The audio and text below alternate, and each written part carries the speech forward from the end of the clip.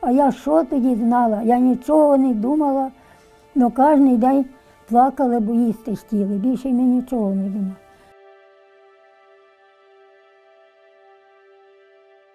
Пільнували того поля, гонили людей, стріляли так вверх по людях.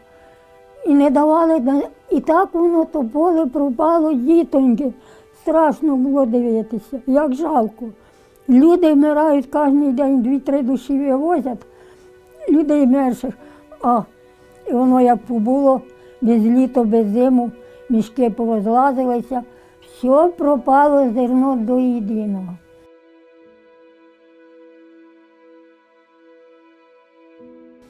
Прийдуть до нас ті діточки, ті гаму, гаму, гаму. Що ж ми гаму, як ми самі нічого не маємо. Було 3 брати і 3 сестри. Нас було 6.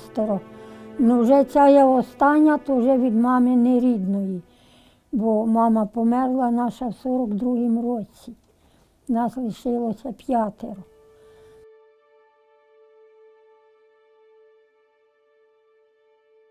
А ми що, на батька мого то казали, що куркуль. Який він куркуль, що мав коні, воза і сані, і 3 дітей. Але куркуль називався. Мали поле, мали коні свої. Вже як щиталися односібники, якось там щитали їх так. То були багатіші люди. То вони багатіше жили, були бідні такі, що ще ні коней не мали нічого. Но поля то кожен мав землі трошки. Кожен сіяли, збирали, одні другим допомагали. Були такі вже, що й мали сівалки свої, віз, коні, сані.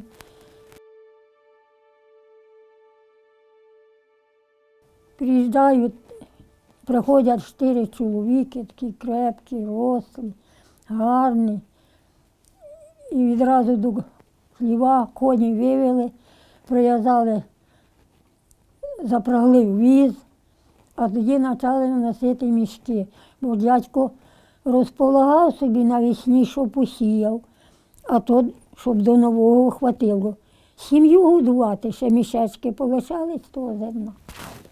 І вони стали ті мішки грузити, а ми з цим братиком старшим з 26-го року, що пішов в Германію, ми все з татом їхали на поле, з поля.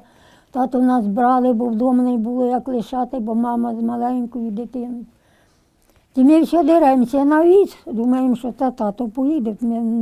Не стукнуло нам в голові, що це вони забирають все. А вони нас за хребет і з того воза скидають ці чужі чоловіки. Ми таки драпаємося. Вони той хліб погрузили нас батогом з цим братиком. Як покльостали, ми що такі полотняні сніжочки були голі. А тато стояли і нічого не казали, бо не було що казати, вони не врачали нема. І вони корову вивели, прив'язали до воза і поїхали. Вже на то поле ходили з братом, бо там горох був посіяний в когось. Ну ще гороху не було, навколо паточки. Ми нарвали таку торбинку того гороху. І ще в нас було на п'єцу, бо ж тут, от зараз ще в мене той п'єць є, щоб колись на п'єць палили, хліб пекли, варили. І вони висипали відро зерна, бо мали завтра хліб пекти, це ще мали на жорнах молоти, бо ж тоді що, де той млин був чи що. І вони на другий день приїжджають, забирають ще плуга, забирають борони, ще якісь там драпачки були, погрузили то все. Прийшли до хати, ще то з п'єца змели в мішок. А в нас був верстат, ви то, може, не знаєте, що полотно робили. Колись все ходили полотняним, із спідне і верхне. І в нас в хаті той верстат був. Там яма таку викопана, бо ж там не буде без ями, бо треба такого. Тато ту торбинку з тим горохом кинули в ту яму. А там таких широких 2 піднички вроді не видко тої торбинки. Вони то зверху з п'єца зібрали, полізли, ще ту торбинку витягнули. А я за ту торбинку, хотіла в нього видерти, він як шарпнув, як сунув мене Іден. А Іден збирає з п'єца то, що лишилося, ще відерці було. Побили жорна і поїхали. Іден другого підтримували, помагали один другому, бо були всілякі, ну все одно. Всіх обчистили чисто, куркулі, не куркулі, що було, позабирали і готова справа. І ми лишилися. На другий день, а мама грудна дитина, маленька, мама не може. І їсти нічого нема, нічого нема. Збираємо, йдемо кропиву, ту лобуду, берег когось, закрадемося, там кінський щавій, такий, що його можна їсти. І це накриша. А ми підемо з братом на то поле, що під селом, а там вже пшениця була, тако колосочки вже відквітували, ну вже тако висілено, ще пшениця зелена, тако молоденька, що вона ще ні витриться, ні вишелопається. Ти тато ми нашолопаємо по одній, бо ж воно не витриться. Ти тато в макітрі макогоном потруть ту пшеницю, а ми назбираємо, мама горщик здоровий, такий п'єць тої кропиви, тої води, і ту пшеницю виляють туди, то що втерлося. І так ми перебивалися. То поле достигло, то ми вже з братом ходили красти. Вже підемо ножі, візьмемо ті, наріжемо тих колосочків, наріжемо, він торбинку, я в торбинку. Ті вже принесемо, а вони вже достигли, ті вже обтерли. Ті тату ті потовчуть. То вже приспособилися, такі робили з дерева ступки, ступка називалася.